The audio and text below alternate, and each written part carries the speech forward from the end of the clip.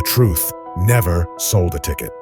The spectacle, the illusion, the promise of something extraordinary just beyond verification, that's what crowds pay to see. Phineas Taylor Barnum didn't invent lying. He simply perfected it, industrialized it, turned it into an empire that generated millions while revealing a darker truth about human nature. People don't want reality. They want to be deceived. They need to be deceived. And if you offer them a sufficiently seductive, elaborate, and entertaining lie, they will pay you for the privilege of believing it. Barnum understood this with a clarity that most of his contemporaries couldn't even conceive. He was not just a showman. He was an architect of illusions who built his fortune on the infinite credulity of the public. And he died rich, famous, and celebrated, while the same people he had deceived for decades acclaimed him as a genius. This is the story of how a man turned fraud into art, and how that art revealed something fundamental about all of us. Barnum was born in 1810 in Bethel, Connecticut, into a family with no particular resources. His father died when Barnum was 15, leaving debts instead of an inheritance. This is not sentimental context. It is the origin of a specific philosophy. The world does not reward honesty. It rewards cunning. Young Barnum worked in multiple jobs, from store clerk to newspaper editor, and in each position learned the same lesson. People are easy to manipulate if you understand their desires, not their rational needs, but their irrational desires. The longing for novelty, spectacle, to feel part of something extraordinary. Barnum did not develop respect for the masses. He developed functional contempt. He saw them as resources to exploit, and that contempt, disguised as entertainment, became the foundation of his fortune. His first big success reveals the pattern he would repeat throughout his life. In 1835, Barnum bought the rights to exhibit Joyce Heth, an enslaved black woman who supposedly was 161 years old and had been George Washington's nursemaid. It was an obvious lie. Washington had died decades earlier, and no one lives to 161. But Barnum was not selling facts. He was selling a narrative. He exhibited Heth in New York and other cities, charging admission to see this supposed living relic of American history. Crowds came, not necessarily because they believed the story, but because they wanted to participate in the spectacle. Barnum had discovered something fundamental. The truth of the spectacle is irrelevant if the spectacle itself is sufficiently entertaining. And when Heth died the following year, Barnum organized a public autopsy, where a doctor determined he was approximately 80 years old, not 161. Was Barnum embarrassed? On the contrary. The controversy generated more publicity, more interest, more money. He had learned that even being exposed as a fraud could be monetized if handled correctly. This lesson became the foundation of his empire. In 1841, Barnum bought the American Museum in Manhattan, a 5-story building filled with what he called curiosities. It displayed taxidermied specimens, some real, many manufactured. It featured people with physical differences such as freaks, dwarfs, giants, people with rare medical conditions whom Barnum turned into attractions. It showed what he claimed to be a real mermaid, the skeleton of what he called a Fiji mermaid, which was actually the torso of a monkey sewn to the tail of a fish. It promised scientific marvels that were simply elaborate tricks.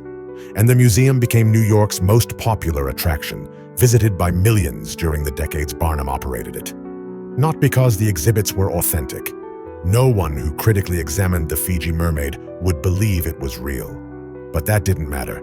People paid for the experience of wonder, for the suspension of disbelief, for the right to say they had seen something extraordinary, even if they knew on some level that it was false. Barnum understood something about human psychology that most people ignore. People do not process information rationally. They process narratives emotionally. If you can build a story that is convincing enough, facts become secondary. And if you can generate enough controversy, enough debate about whether something is real or false, you have captured the public's attention. The truth becomes irrelevant because the discussion itself is the product you are selling. Barnum did not just exhibit frauds. He deliberately cultivated ambiguity, fueled debate, published articles in newspapers under pseudonyms, both defending and attacking his own exhibits. He created controversies designed to make people talk, discuss, and ultimately visit the museum to judge for themselves. And once they paid the entrance fee, Barnum had already won, regardless of their conclusions. But his masterstroke, the one that elevated him from a successful showman to a cultural legend, was the discovery and promotion of Charles Stratton, a dwarf boy whom Barnum renamed General Tom Thumb. Stratton was 5 years old when Barnum found him, but Barnum presented him as an 11-year-old dwarf from England, adding years and exoticism to increase his appeal. He dressed him in elaborate military uniforms, taught him entertainment routines, songs, dances, and imitations of historical figures. And then he took him on tour, first across the United States, then in Europe. Tom Thumb became an international sensation. He performed for Queen Victoria, he met presidents and nobles. Barnum turned a boy with a medical condition into a money-making machine. And he did so by constructing a narrative where the boy was not an object of pity, but of admiration. A little general conquering the world. The cruelty of this is evident. Barnum was exploiting a child, exhibiting him as a curiosity, building a fortune on his physical difference. But he did it with such style, with such elaborate presentation, that the exploitation was disguised as opportunity, celebrity, success. This is the central darkness of Barnum's method. It was not simply that he lied, it was that he built complete systems of illusion where exploitation seemed like mutual benefit. Stratton and his family received money, much more than they could earn otherwise. They traveled, met famous people, lived lives that would be impossible without Barnum. And Barnum constantly pointed this out, presenting himself not as an exploiter, but as a benefactor. Who else would give these opportunities to a dwarf? Who else would turn his difference into an advantage? The logic was impeccable in its cynicism. Barnum had found a way to exploit people while making them feel grateful for the exploitation. And this was not limited to Tom Thumb. He applied the same logic to all his human attractions. He paid them, gave them a platform, and in return, he appropriated their stories, their bodies, their identities, turning them into products he controlled and monetized. Tom Thumb's success gave Barnum the capital to expand even further, and his next venture revealed another dimension of his manipulative genius. In 1850, he brought Jenny Lind, the Swedish soprano known as the Swedish Nightingale, to the United States for a concert tour. Lind was genuinely talented, one of the best opera singers of her era, but Barnum didn't promote her simply as a talented singer. He made her a cultural phenomenon through an unprecedented marketing campaign. He published stories about her piety, charity, and moral purity. He presented her not only as an artist, but as a living angel.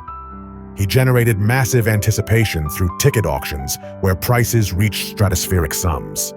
He organized parades, public events, and fan meetings. By the time Lind gave her first concert in New York, the demand was so high that Barnum had turned a concert tour into a national event. And the key is that all of this was done before most Americans had even heard Lind sing a note. He had created pure demand through marketing, through storytelling, through the promise of something extraordinary. The actual quality of the product was almost irrelevant compared to the expectation he had built. And this is where Barnum's technique becomes instructive for understanding how all advertising, all marketing, all modern persuasion works. You don't sell the product. You sell the experience, the identity, the narrative associated with the product. Barnum didn't sell tickets to see a singer. He sold the opportunity to be part of a cultural moment, to say that you were there, to participate in the phenomenon. The value was not in the performance. It was in the membership to the event. And this logic has been perfected and expanded to encompass the entire modern consumer economy. Every premium brand, every luxury product, every exclusive experience operates with the same mechanics that Barnum perfected. You are not buying the object. You are buying the narrative that the object allows you to tell about yourself. Lind's tour was hugely successful financially, but it ended in conflict. Lind grew tired of the media circus Barnum had built around her, of being reduced to a marketable angel rather than being respected as an artist. She ended the contract prematurely and continued the tour without Barnum. For him, this was irrelevant. He had already extracted the maximum value from the partnership. He had already established his reputation as the man who could turn anything into gold. And the lesson he took was not that he had exploited Lind, but that even genuine talents needed to be packaged, narrativized, and sold to the public through techniques he mastered. Talent alone was not enough. He needed showmanship. He needed Barnum. But his ambition did not stop at museums and concert tours. In 1871, at the age of 61, when most men would consider retirement, Barnum launched what would become his ultimate legacy, the circus. Partnering with James Bailey, he created the show that would eventually be known as the Barnum and Bailey Circus, self-proclaimed as the greatest show on earth. It was massive extravagance, 3 rings of acts simultaneously, exotic animals, acrobats, clowns, all designed to overwhelm the senses. And Barnum promoted it with the same brilliant manipulation he had used throughout his life. He exaggerated the number of animals, the rarity of the attractions, the danger of the acts. He promised wonders that were often inflated or completely fabricated. But the circus experience, the visual spectacle, the controlled chaos of everything happening simultaneously, offered something that honesty could never. Complete escape from ordinary reality. Barnum's circus became an American institution, a form of entertainment that would dominate popular culture for over a century. But observe what model it established. The circus was not merely entertainment. It was normalization of exploitation as family fun. The animals, torn from their natural habitats, trained through methods we would today recognize as abuse, forced to perform tricks for the delight of crowds. The human performers, especially those with physical differences, exhibited as curiosities, their bodies turned into commodities, all packaged with cheerful music, bright colors, the promise of innocent fun. Barnum had perfected the art of making cruelty seem like celebration, turning exploitation into family tradition. And it worked for generations because people did not want to see the mechanics. They wanted the spectacle. Throughout his life, Barnum was repeatedly accused of fraud, deception, and exploitation. His response was always the same. He was giving people what they wanted. If they wanted to be deceived, who was he to deny them that pleasure? This is the defense of the sophisticated con artist. He shifts the responsibility to the victim. If you were foolish enough to believe, the problem is not the liar, but your credulity. And there is an uncomfortable truth in this. Barnum could not have succeeded if the audience was not receptive. His scams worked because people wanted them to work. They preferred the manufactured wonder over mundane reality. And Barnum, with his insightful cynicism, simply gave them what they desired while pocketing the profits. But there is a quote attributed to Barnum that perfectly encapsulates his philosophy, although ironically, he probably never said it. The phrase, "There's a fool born every minute," is universally associated with Barnum, but there is no evidence that he actually uttered it. It is apocryphal, an invention that arose after his death. And this is perfectly appropriate. Even the most famous quote about Barnum is a fraud, a fabrication that feels so true about his character that it has become part of his legacy. Barnum would have laughed at the irony. A lie about a liar, so effective that it replaces the truth. This is exactly what he understood about the nature of storytelling. Factual truth is less powerful than emotional truth. If a story feels sufficiently true, if it captures something essential about its subject, the facts become negotiable. What Barnum really said, what is documented in his writings and speeches, is equally revealing. He wrote extensively about the art of what he called humbuggery, the art of playful deception. He defended it as a legitimate form of entertainment, arguing that as long as people received entertainment for their money, deception was acceptable. It was not theft if you delivered a spectacle. It was not fraud if the audience enjoyed the experience. This rationalization is brilliant in its amorality. It redefines fraud as entertainment, exploitation as commerce, and lies as marketing. And in doing so, it establishes the foundation for how virtually the entire modern entertainment and advertising industry operates. Observe how any contemporary advertising campaign works. They don't tell you the truth about the product. They sell you a fantasy associated with the product. The car is not transportation. It is freedom, status, identity. The perfume is not aroma. It is seduction, sophistication, transformation. The beer is not alcohol. It is friendship, masculinity, belonging. In each case, the actual product is almost irrelevant compared to the narrative built around it. And this is exactly the technique that Barnum perfected. He didn't sell exhibits. He sold wonder. He didn't sell circuses. He sold escape. He didn't sell reality. He sold something better than reality, a carefully crafted illusion that delivered emotional satisfaction without requiring factual substance. The modern entertainment industry is the direct heir of Barnum's method. Reality shows that are completely scripted, but presented as spontaneous. Social media influencers who sell perfect lives that are entirely fabricated. Movies promoted with spectacular special effects that hide empty narratives. Celebrities famous for being famous, with no discernible talent beyond their ability to stay relevant. In each case, the spectacle has replaced substance, and the audience not only accepts it, but demands it. Barnum understood nearly 2 centuries ago what is now obvious. In the attention economy, the truth is boring. Entertaining lies will always win. But there is a darker dimension of Barnum's legacy that is rarely examined. His success normalized the idea that deceiving the public is acceptable if done with enough style. He set a precedent where exploitation can be defended as opportunity, where manipulation can be justified as entertainment, where lying can be rebranded as creative marketing. And this precedent has spread far beyond entertainment. Politicians promising the impossible, knowing that the promises will never be fulfilled, but trusting that the campaign spectacle is enough. Corporations selling products through claims that are technically legal, but fundamentally misleading.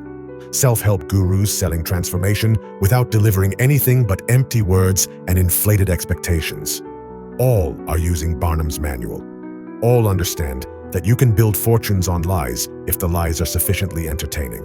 And the reason why this works, the reason why it will continue to work, is because there is something in human psychology that prefers comforting illusion over uncomfortable truth.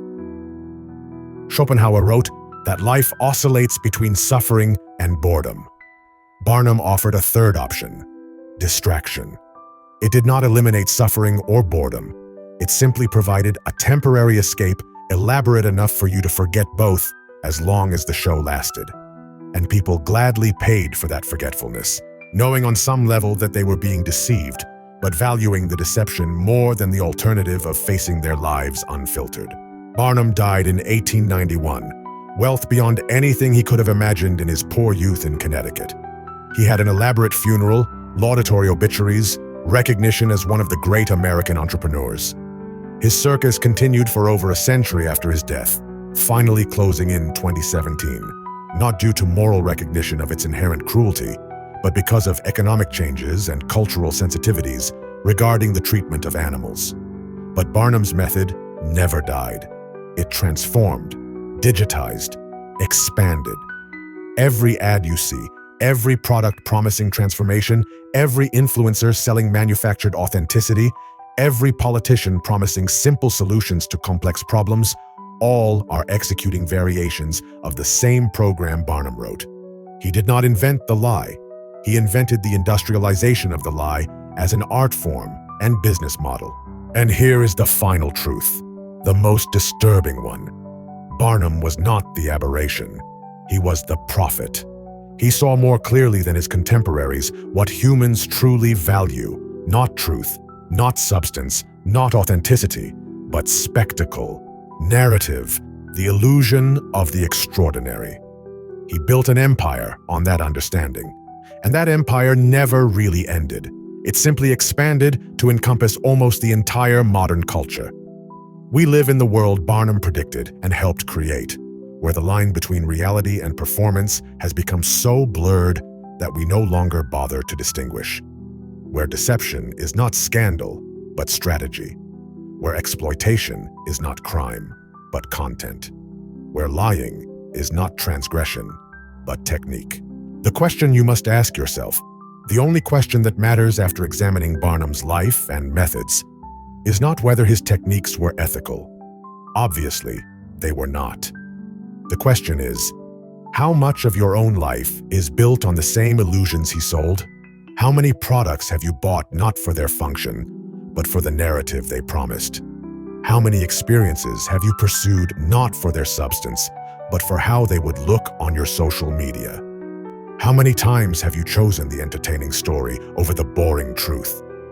How many times have you been the fool Barnum identified, voluntarily paying to be deceived because the deception was more pleasurable than reality?